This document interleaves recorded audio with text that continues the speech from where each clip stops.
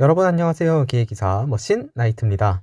오늘은 3단원 보에 대해서 공부를 할 건데요. 오늘은 보이 첫 번째 강의니까 보이 개념과 가장 기초가 되는 SFD, BMD 선도를 배워볼 거예요. 바로 시작할게요. 일단 여러분들 보가 뭔지 알아야겠죠. 보는 하중을 지탱하는 수평 구조 재료입니다. 그래서 우리 시험에서는 어떤 보가 나오느냐, 오른쪽에 보이듯이 이렇게 5가지 보가 문제에 출제가 됩니다.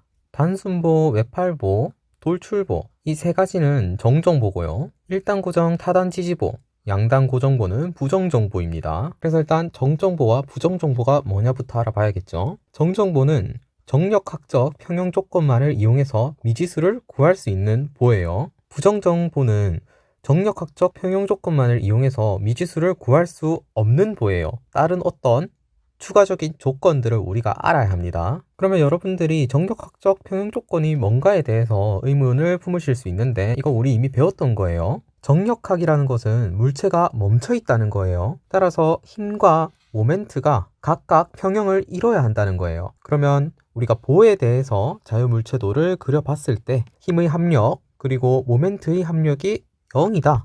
이 조건이 정력학적 평형 조건인 거예요. 정력학적 평형 조건을 우리가 볼 때 차원으로 해석을 할 수가 있는데 문제에서는 2차원만 출제가 됩니다. 3차원은 출제 안 돼요. 1차원은 나오면 땡큐죠. 보에서는 1차원으로는 출제가 되지 않고요. 이 1차원 정력학적 평형 조건을 우리가 예시로 한번 들어보자면 1단원 두 번째 강의 재료의 여러 가지 상황 중에서 부재 중간에 하중을 받을 때 이 경우가 1차원에서 정력학적 평형 조건을 이용한 케이스죠. 그러면 다시 돌아와서 2차원에 대해서 한번 볼게요.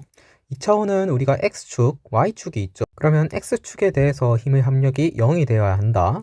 그리고 Y축에 대해서 힘의 합력이 0이 되어야 한다. 그리고 X, Y축이 둘 다 있으니까 평면이 하나 있죠.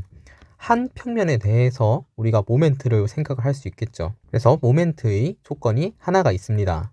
다음으로 볼을 지지해주는 지점에 대해서 설명을 한번 해볼게요. 지점은 총 3가지 종류가 있고요. 이 지점의 종류에 따라서 미지수 개수가 달라집니다. 첫 번째 가동 힌지 지점부터 볼게요.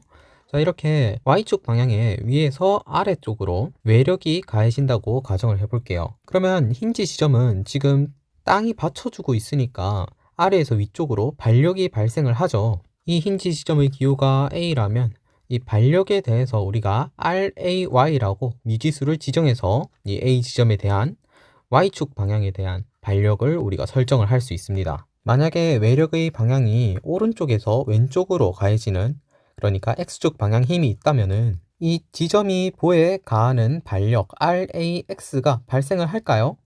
아닙니다. 왜냐하면 지금 밑에 바퀴가 있죠. 이 X축 방향에 대해서는 자유롭다는 뜻이에요.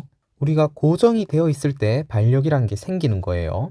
이렇게 자유롭게 움직인다면은 반력은 발생할 수 없어요. 그래서 X축에 대한 반력은 가동 힌지 지점에서는 발생할 수 없으니까 그림에서는 지워주도록 할게요. 그럼 마지막 우리가 모멘트에 대해서 생각을 해봐야죠. 우리 이때까지 Fx, Fy에 대해서만 알아봤어요. 모멘트에 대해서도 알아봐야죠. 힌지는 이 그림을 보시면 알겠지만 회전을 할 수 있게 만들어요. 이게 지금 힌지예요. 이 동그라미 있죠? 이게 힌지입니다. 회전을 할 수 있게 만들어요. 고정이 되어 있어야 반력 모멘트가 발생을 하는데 이 부분은 힌지 때문에 회전이 가능하죠. 회전이 가능하다는 건 고정되어 있지 않다는 뜻이죠. 모멘트에 대해서 고정되어 있지 않다는 뜻입니다. 그렇다면은 반력 모멘트가 발생할 수 없죠. 그래서 가동 힌지 지점에서는 X축 반력 없죠. 모멘트 반력 모멘트 없죠. 오직 Y축에 대해서만 반력이 발생을 합니다. 그래서 미지수가 하나예요. 그러면 두 번째로 부동 힌지 지점 보겠습니다. 부동 힌지 지점은 X축으로 움직일 수 없도록 고정이 되어 있어요. 왼쪽에 이 그림과 비교를 해보면 여러분들 아시겠죠? 아, 그러면은 부동 힌지 지점은 X축에 대해서도 반력이 발생을 하겠구나. 여러분들 아실 수 있죠? 그리고 힌지는 있으니까 반력 모멘트는 발생하지 않겠구나. 여러분들 알 수 있는 거죠. 그래서 미지수가 2개입니다. 마지막으로 고정 지점입니다. 정말 다 고정되어 있는 거예요. 힌지가 없으니까 회전할 수 없고 이렇게 벽에 고정이 되어 있으니까 X축으로도 Y축으로도 움직일 수 없으니까 이 X축, Y축 모멘트에 대해서 모두 반력이 발생을 한다는 거죠. 그래서 미지수가 3개입니다. 자, 그러면 우리가 지점까지 배웠는데 그러면 어떤 식으로 이걸 사용하는가를 우리가 생각을 해봐야겠죠.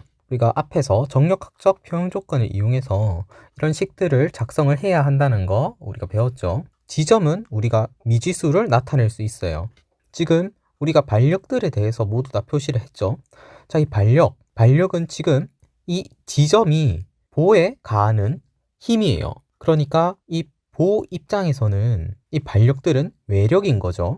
자, 정력학적 평형 조건 우리가 자유물체도로 본다고 했어요. 자유물체도는 뭐죠? 물체 전체나 일부분을 주변과 분리해서 외력만을 표시를 해서 그 외력의 힘 평형, 모멘트 평형을 우리가 식으로 세우는 거죠. 아, 그러면 우리가 지점을 통해서 이 보에 가해지는 반력들을 다 표시를 할 수 있구나. 그러니까 이 반력들을 표시를 하는 걸 우리가 자유물체도로 표시를 해야겠구나. 이렇게 생각을 해주시면 되는 거죠. 그러면 외력을 다 표시를 하고 거기서 우리가 힘 평형과 모멘트 평형을 정력학적 평형 조건으로 우리가 세워줄 수 있다. 이 개념을 여러분들이 알고 가셔야겠죠. 나중에 문제 예시를 통해서 충분히 연습할 거예요. 이제 지점에 대해서 배웠으니까 보의 종류에 대해서 우리가 살펴볼 수 있습니다. 단순보는 가장 기본이 되는 보고요. 한쪽은 부동 힌지 지점, 다른 한쪽은 가동 힌지 지점으로 이루어진 보예요. 다른 기호로는 부동 힌지 지점은 이렇게 세모로 표시를 하고요. 가동 힌지 지점은 이렇게 동그라미로 표시를 합니다. 문제에서는 이렇게 출제가 돼요. 그러면 이 각각의 지점에 반력을 우리가 생각을 해본다면은 이렇게 반력이 발생을 할 수 있겠구나 라는 걸 우리가 생각을 해볼 수 있겠죠. 다음으로 외팔보예요. 외팔보는 한쪽 벽에 이렇게 보가 고정이 되어 있는 거죠. 고정 지점에 그냥 보가 있는 겁니다.